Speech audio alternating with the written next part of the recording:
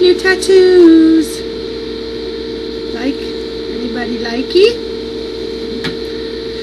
These are my new tattoos. Got my IV out today, and there's no bruise. It's still a bit red, and I'm probably gonna have a scar where the IV went in, but no bruise. So happy I can use like my hand again.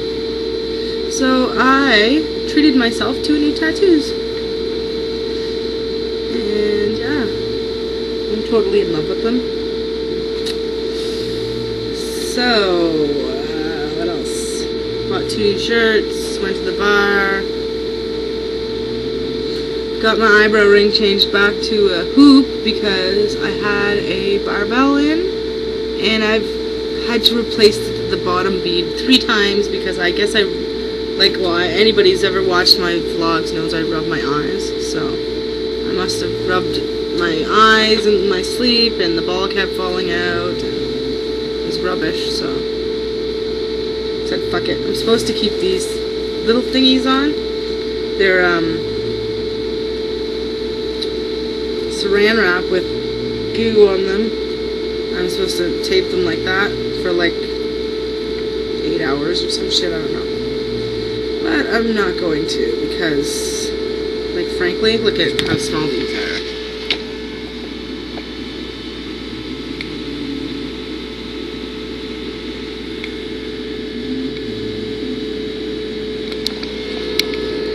They're pretty small. They're only outlines, really.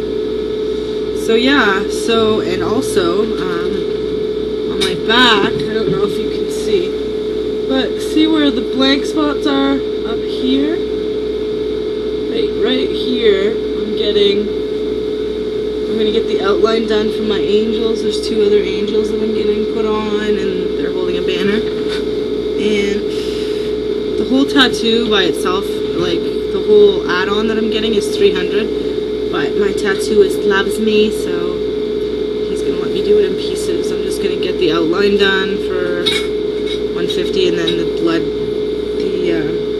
washing and shading done for another $150. These cost me $60 or $75 for 2 of them, or $60. No, it was $75 because I wanted them bigger. That's right. So, and that's pretty good at a tattoo shop, at least in Canada, anyways. So yeah, hopefully sometime. What are you doing, Paris? Stop it. Sometime this month I can get the rest of FAck done. Paris has a vet appointment tomorrow at 1, so I'll get to see if her eye is better.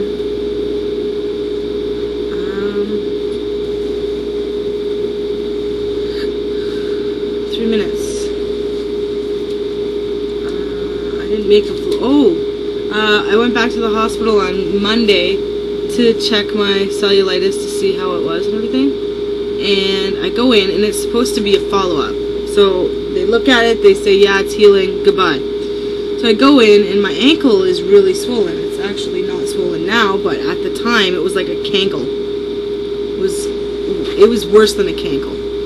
It was like really swollen. So she says, I'd like to do an ultrasound of your leg because bilateral swelling is a sign of blood clots, or a blood clot, or like deep vein thrombosis, which is a blood clot. So they do it, and I have to wait an hour and a half for them to give me an ultrasound. And I think it was actually 2 hours because I had fallen asleep, but it was an hour and a half after I woke up. And then she says to me, well, you're going to have to stay here because you have a blood clot. And I was like, oh my god, and I was like fighting as hard as I could not to cry. Then I had to call my mom and tell her, I have a blood clot, you need to call the vet and cancel my appointment for Paris. And she's like freaking out because I have a blood clot and blah blah blah. Then they start paging the doctor because they need this doctor to come and start me on the medication and you have to get all these shots of something in your stomach or whatever. And they call the doctor, and they call the doctor, they call the doctor. 5 hours after that, he shows up and looks at the scans and says she doesn't have a blood clot. And the nurse practitioner was like, well, these aren't the scans that we were looking at this morning. And I'm behind the curtain and I can hear this going on. And then they call the other doctor over, the one who initially read the scans. And he's like, yeah, these aren't the scans that we looked at this morning, because the scans we looked at this morning, there was definitely a clot there. And so the head of whatever came, and he was like, yeah, sometimes ultrasound screws up when they're scanning a lot of, like when they're doing a lot of ultrasound, they're uploading onto the computer, and sometimes they put it under the wrong name and then they fix it, and that's what happened. So I had somebody else's scan, and they probably sent home whoever had a blood clot in their leg. So she comes behind the curtain and she's like, weird things are happening at the hospital today. And she's all fucking sunshine and lollipops and whatever, and I just wanted to punch her. And she's like, isn't that funny? And I'm like, no, I've been here 7 hours.